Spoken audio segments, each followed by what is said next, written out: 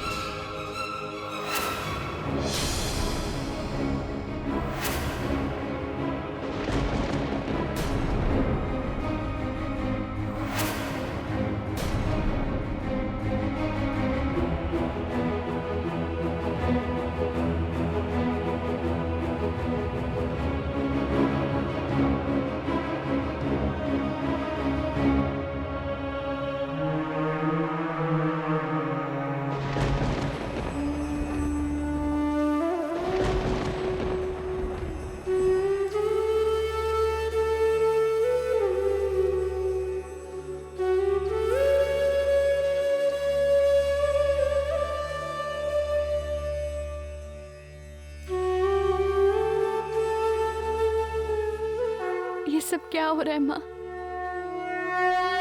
ये सब किसने किया? ये अपशगुन। पहले आपकी मूर्ति खंडित हुई और अब इस डोर का टूटना। इन सब का क्या मतलब है माँ? भैया कोई माता रानी नहीं, माता रानी की मूर्ति और खुशियाँ, माता की मूर्ति और खुशियाँ। इसके अंदर आते पूरा घर खत्म हो जाता, इसीलिए मैंने इसे तोड़ दिया। अब कुछ दिन तक और ये घर बचा रहेगा। अब वो आ गया, वो अंदर आ गया, अब वो सबको मार देगा। मेरी मूर्ति तोड़ने के बाद भी वो अंदर आ गया, वो अंदर आ गया, अब सब कुछ खत्म हो जाएगा।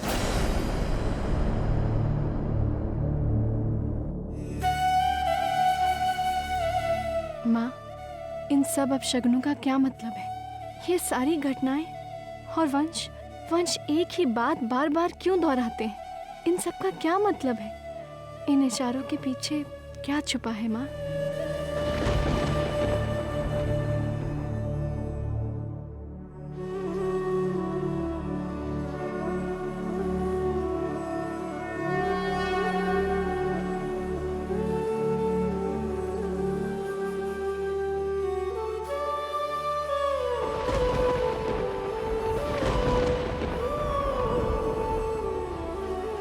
नारायण नारायण। माते, अब इसका क्या अर्थ है? बुराई तो आपके अंश तक भी पहुंच गई है। मुनिवर, मेरी भक्ति और आस्था किसी वस्तु अंश से ना जुड़ी होकर मनुष्य के मनोभाव से जुड़ी है। मेरे वस्तु अंश के खंडित होने से वैष्णवी की आस्था तो खंडित नहीं होगी। और मुनिवर, मनुष्य की प्रकृति तो भटकाव से जुड़ी होती है, पर उसके अंतर्मन में बसी आस्था के रहते वो भटकाव मात्र क्षणिक ही होता है। वैष्णवी की राह में बुरी शक्तियां ये भटकाव दिशाहीनता लेकर आएंगे, पर उसके अंतर्मन में बसी मेरी आस्था समय आने पर उसे सही राह अवश्य दिखाएंगे। तो क्या माते, आप इस समय वैष्णवी की कोई सहायता नहीं करेंगी? मुनिवर, वैष्णवी की आस्था और भक्ति उसकी स्वयं सहायता करेंगे। अगर वैष्णवी अपनी स्वच्छ वाणी और पवित्र हृदय की सुनेगी तो सत्य कभी उसकी दृष्टि से ओझल नहीं होगा। परंतु इस समय मुनिवर, वैष्णवी का चित्त शंकित अवस्था में है। जिसने स्पष्ट दृश्यों को धुंधला कर रखा है और इस धुंध को छटने में थोड़ा समय तो लगेगा ही। नारायण नारायण।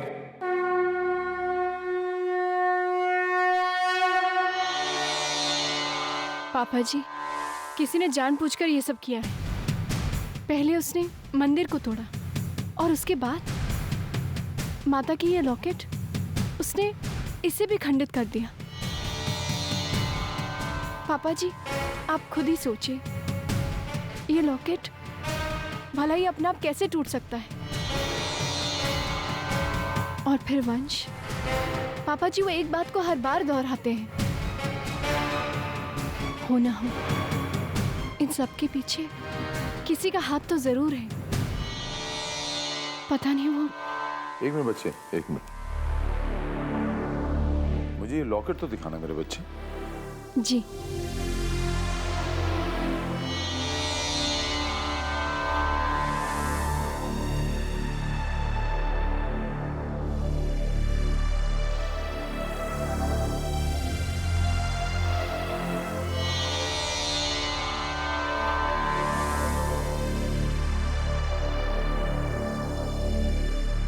पता नहीं क्यों मुझे ऐसा लगता है कहीं ये काम वंश का तो नहीं।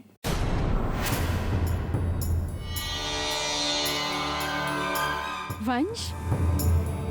पापा जी भला वंश ऐसा क्यों करेंगे?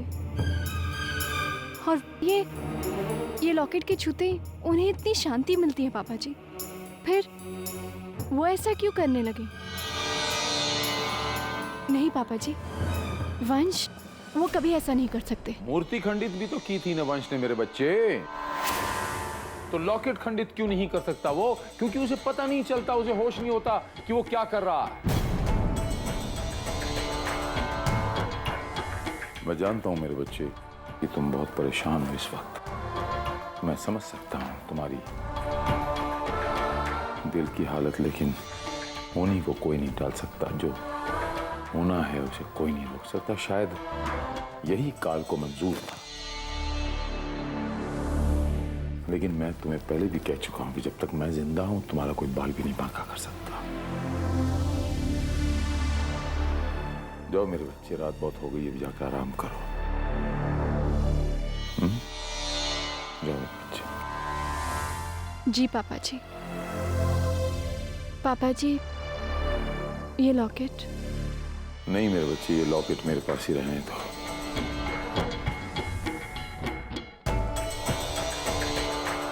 ये लॉकेट अब खंडित हो चुका है, इसका मैं विसर्जन कर दूंगा। जाओ मेरे बच्चे, रात बहुत हो गई, आप सो जाइए। जाओ। जी।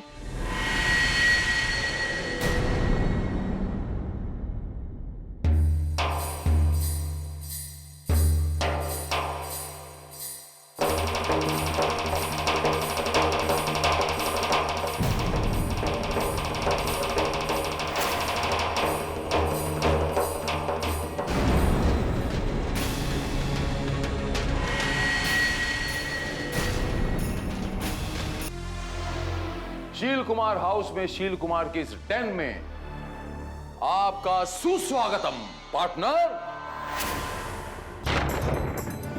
आइए आपका स्वागत करते हैं और अतिथि देवो भव की नीति पर ये हिंदुस्तानी आपकी खिदमत करेगा, लेकिन शर्त एक है मां, आपको हमारे घर में मेहमान बन के रहना पड़े। मेहमान बन के रहिए, आपकी पूरी खातिर तवज्जो होगी। इतनी खातिर करेंगे मां, आप खुश हो जाएंगे, लेकिन मेरे किसी काम में आपको टांग नहीं अड़ानी, जैसा आपने पहले किया था।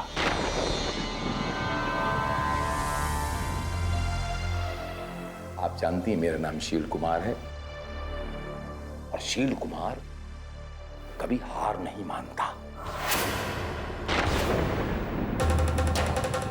जो कार्य करना चाहता है उसे पूरा अंजाम तक लेके जाता है, आप अच्छी तरह जानते हो। और अब जो मैं कार्य करने जा रहा हूं उसे भी उसके अंजाम तक लेके जाऊंगा और कामयाबी हासिल करूंगा। आप तो सब जानती हैं ना, सातों जहां की मालिक हैं, जानी जान है ना माँ? बातों में लगा दिया ना मुझे, उलझा दिया बातों में भूल गया कि मुझे बिग बॉस से बात करना है, इनके साथ मीटिंग करने आया था मैं। कोई बात नहीं, एक काम कीजिए, आप वहां बैठिए, तब तक मैं बिग बॉस से जरा थोड़ी सी वार्तालाप कर लेता हूं। आओ बैठो, इधर बैठो, बैठो।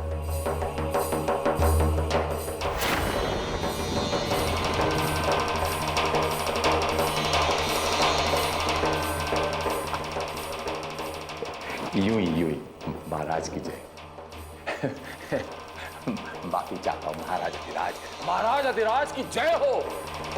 महाराज अधिराज, मेरे इस घर में आपकी मौजूदगी महसूस कर रहा हूं मैं। आपके घर में प्रवेश करते ही हमारी वैष्णवी जी का छोटा सा मंदिर सूखे पत्तों की तरह हवा हो गया। महाराज अधिराज की जय हो। महाराज की जय हो। महाराज मुझे माफ कर दीजिएगा महाराज। महाराज आगे का हुक्म बताइए महाराज, आगे राह बताइए महाराज।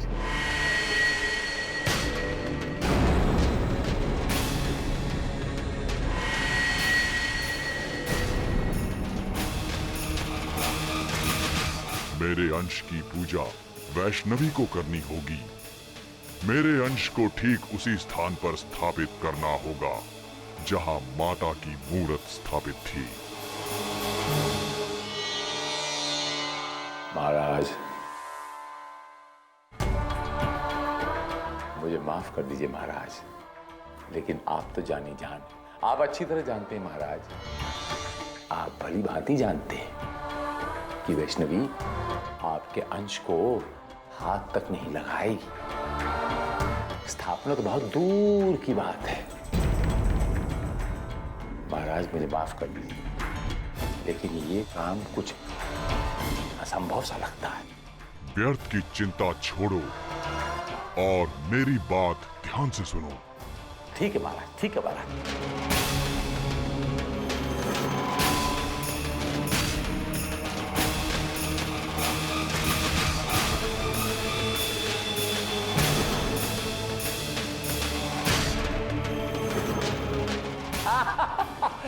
ठीक है महाराज, ठीक है महाराज। महाराज अधिराज की जय हो।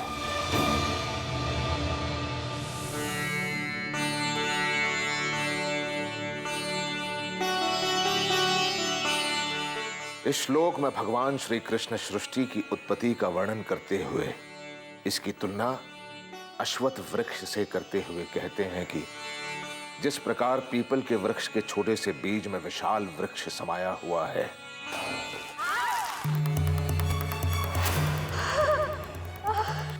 सोनाक्षी, क्या लापरवाही है बच्चे। तुमने तो मुझे डरा ही दिया। बाबूजी, मैंने दूध के बर्तन को ठीक से ही पकड़ा था, पर अपने आप ही फिसल गया। कोई बात नहीं, आगे से ध्यान रखकर काम किया कर। हैं? बाबूजी, मैं अभी साफ कर दे रही हूँ। अरे बेटा, रहने दे, मैं कर लूंगा। पहले जाके मरहम लगा ले, जा। लेकिन बाबूजी, दूध और मुझे खाना भी तो गर्म करना है। अरे बेटा, मैं कर लूंगा, पहले जाके मरहम लगा ले, जा जा जा। क्या बेटा, देख क्या रही है तू? जा जा जा बच्चा। जी बाबूजी। मैं सब ठीक कर लूंगा, जा जा।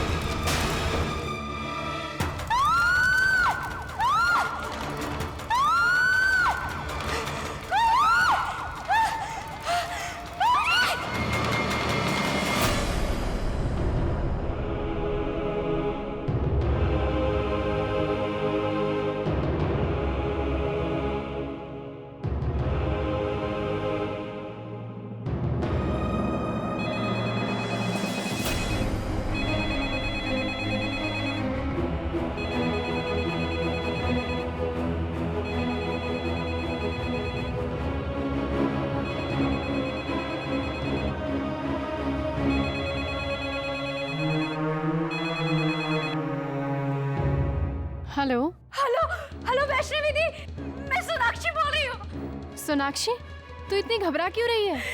दीदी दीदी बाबूजी। बाबूजी? क्या हुआ उन्हें? सोनाक्षी, क्या हुआ उन्हें? बाबूजी यार। दीदी। हेलो सोनाक्षी, बोलना क्या हुआ उन्हें? दीदी। हेलो हेलो हेलो सोनाक्षी, बोलती क्यों नहीं है?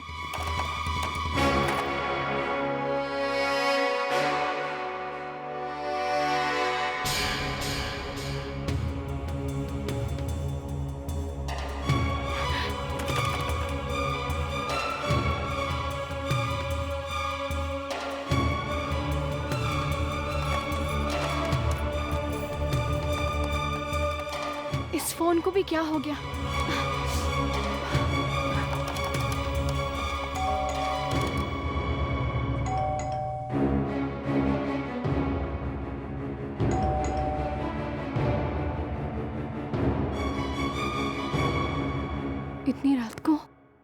इतनी रात को कौन हो सकता है?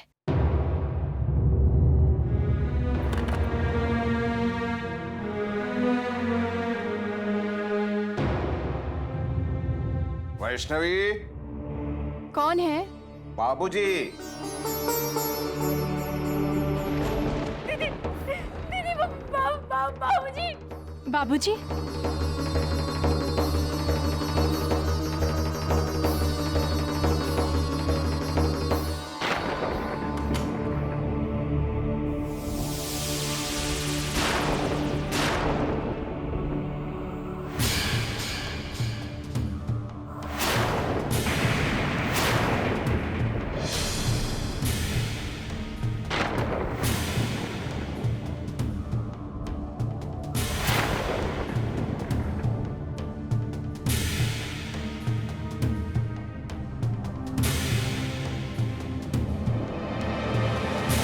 सोनाक्षी बोलती क्यों नहीं है?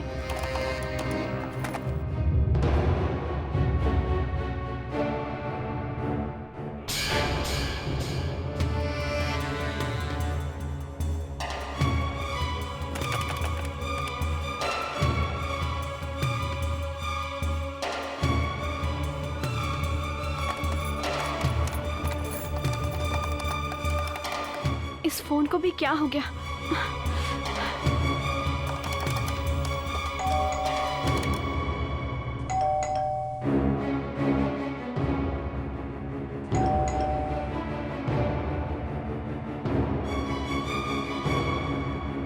इतनी रात को कौन हो सकता है?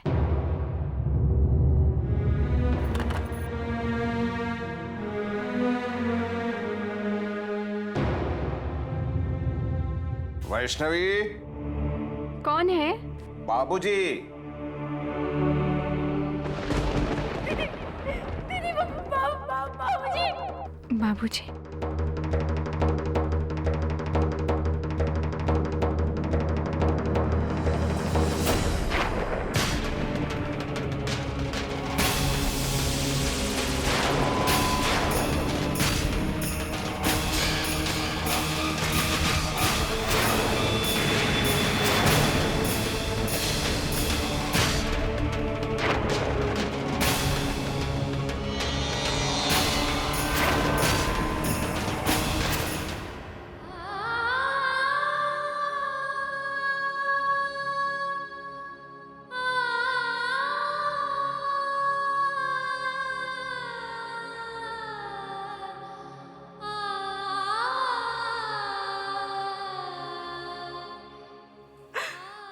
पता नहीं क्या हो गया। एक पल पहले बाबूजी मेरे सामने थे और फिर आग में।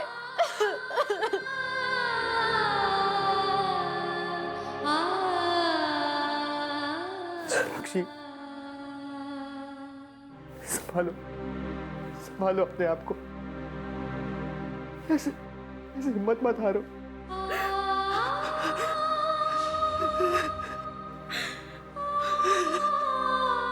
डॉक्टर से बात हुई? क्या कहा? शरीर पूरी तरह से जल चुका है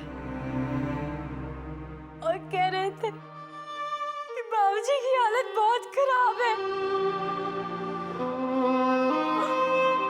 वैष्णवी से बात हुई? फोन किया था उसे? किया था, पर फोन बीच में ही कट गया। बीच में ही कट गया? हाँ, मैं उनको बताने ही वाली थी कि उनकी आवाज आनी बंद हो गई। उनको तो बाबूजी के बारे में कुछ भी पता नहीं। पता नहीं उनकी क्या हालत होगी जब वो बाबूजी को इस हालत में देखेगी।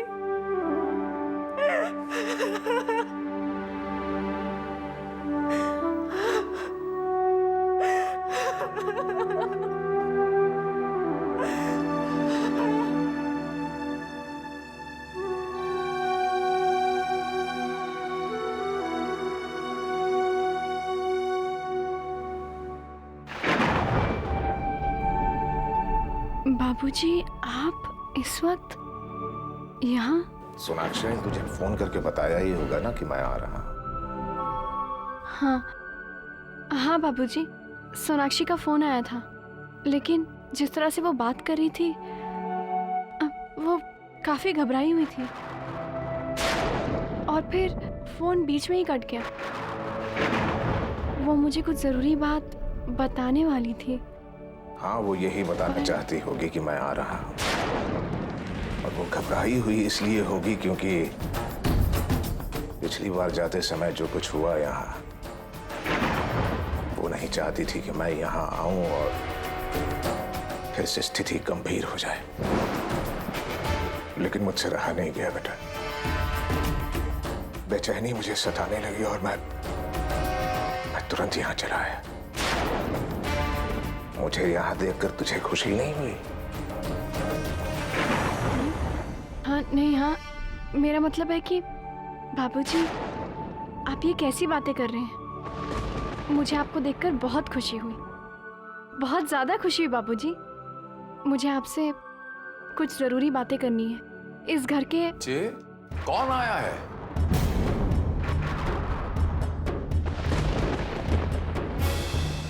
पापा जी, वो बाबूजी आए हैं।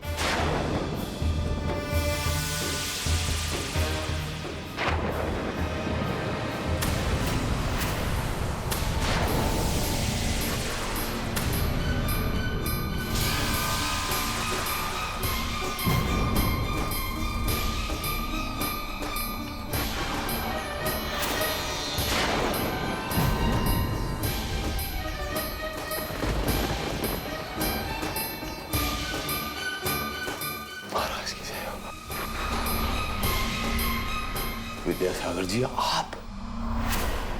शील कुमार हाउस में आपका स्वागत है पंडित जी।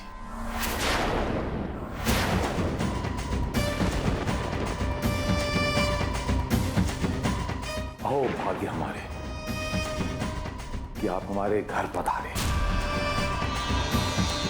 कोटि कोटि स्वागत, सुस्वागतम।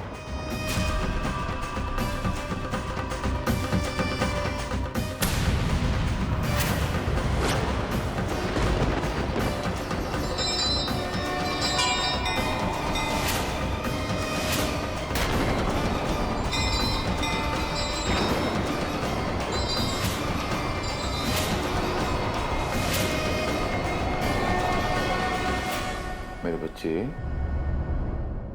अपने बाबूजी को अंदर आने के लिए कहिए। मेरे बच्चे, मैं तो इनसे बात करने का हक तक खो चुका हूं।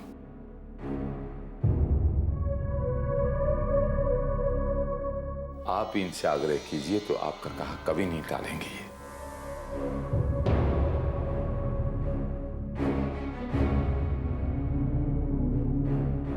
बाबूजी, अंदर आ जाइए ना।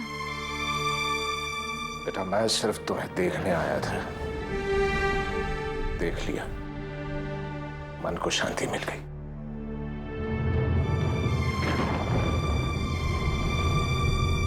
अब चलता हूं बेटा।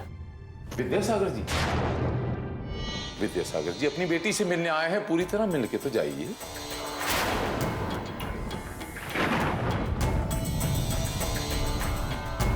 यूं इस तरह चौखट पर आकर वापस जाना अशुभ माना जाता है। ऐसा अनर्थ मत कीजिए। कम से कम अपने ये शुभ कदम हमारी चौखट के अंदर, हमारे घर के अंदर ले आइए। हमें थोड़ा सा आतिथ्य का मौका दे दें। हमारे कुछ पाप धुल जाएंगे। कहो ना मेरे बच्चे, आपका कहा कभी नहीं डालेंगे आपके बाबूजी। कहो ना मेरे बच्चे।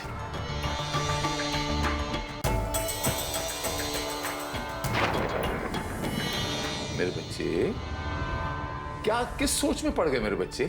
कहो ना अपने बाबूजी से हमारे घर के अंदर आए, हमें सेवा करने का मौका दें।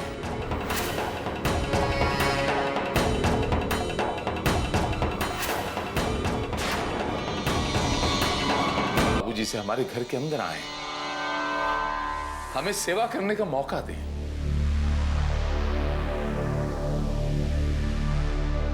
बाबूजी, पापा जी इतना कह रहे हैं तो अंदर आ जाइए ना।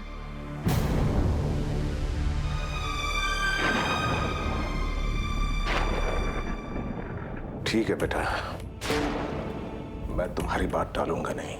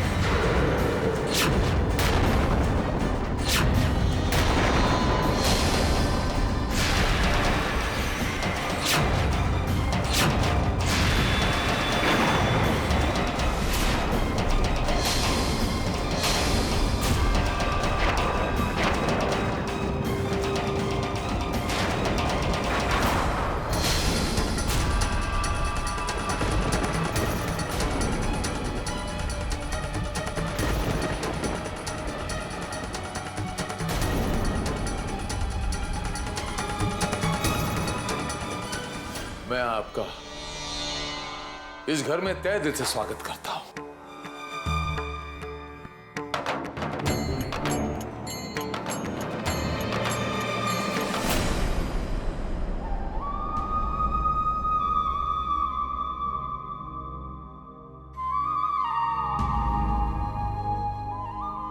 मुझे लगता है कि मौसम और भी खराब होने वाला है।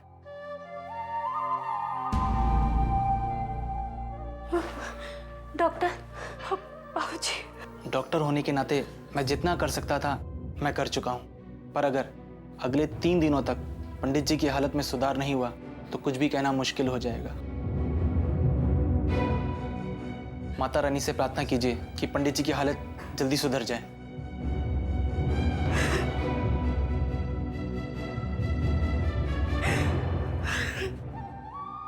मत रो सोनाक्षी, मत रो। माता रानी पंडित जी को कुछ भी होने नहीं देगी।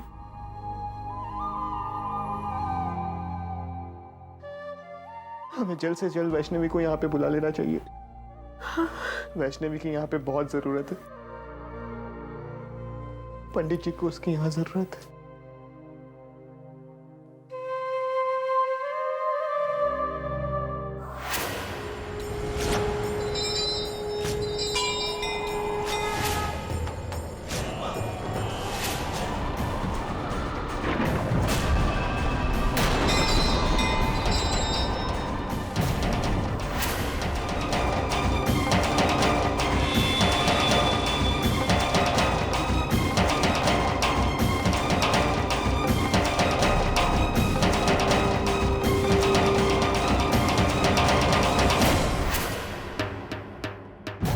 कैसी हो बेटा?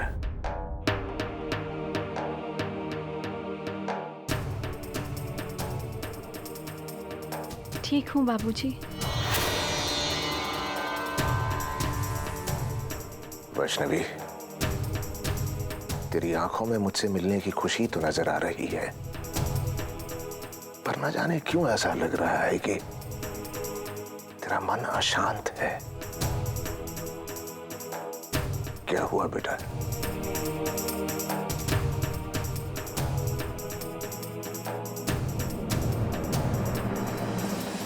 वो बाबूजी। बता दो मेरे बच्चे, आपके बाबूजी हैं ना, कोई गैर नहीं है। पिता के सामने दिल खोल के रख दो मेरे बच्चे, संकोच ना करो। और फिर बाबूजी होने के साथ साथ ये महापंडित भी हैं माता रानी के दरबार के, सब ठीक हो जाएगा। बता दो।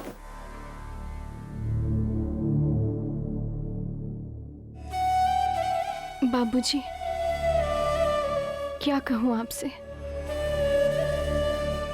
जब से इस घर में आई हूं तब से कोई ना कोई अपशकुन होते ही आ रहे।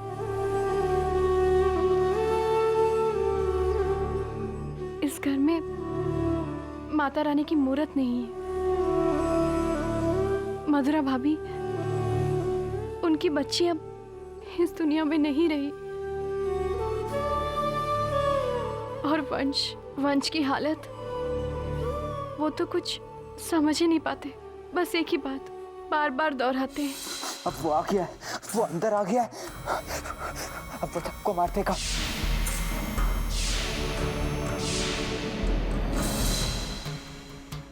बाबूजी, अब तो मुझे ऐसा लगने लगा है कि जैसे माता रानी इस घर से रूठ सी गई हो। माता रानी इस घर से रूठी नहीं है बेटा, पर समय समय पर हमारी परीक्षा लेती जा रही है वो। बस मां की स्थापना कर दो, सब ठीक हो जाएगा, सब ठीक हो जाएगा बच्चे। बाबूजी, हम ये कोशिश करके देख चुके हैं। फिर कोशिश करो, कोशिश करने वालों की हार नहीं होती बच्चे। वाह! इसे कहते हैं सत्पुरुष, इसे कहते हैं महापुरुष, इसे कहते हैं विद्वान। महापुरुषों के मुख से ही ऐसे शब्द निकल जाया करते हैं। कोशिश करने वालों की कभी हार नहीं होती। वाह वाह वाह पंडित जी, वाह वाह। मेरे बच्चे, मुझे पूरा यकीन है कि पंडित विद्यासागर जी हमारी इन मुश्किलों का कोई ना कोई हल जरूर निकालेंगे। वैष्णवी, जब मैं भदरवा में था तो मुझे तेरी चिंता सताई जा रही थी। तेरे लिए बेटा, तेरे लिए मैं माता वैष्णो के द्वार गया, वहां प्रार्थना की मैंने, और वहां से वैष्णवी माता वैष्णो का अंश लाया हूं मैं।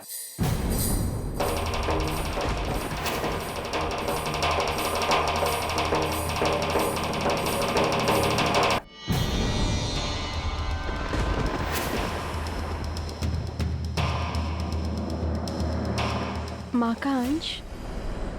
हाँ बेटा, माता वैष्णो का अंश। मैं दिखाता हूं तुझे।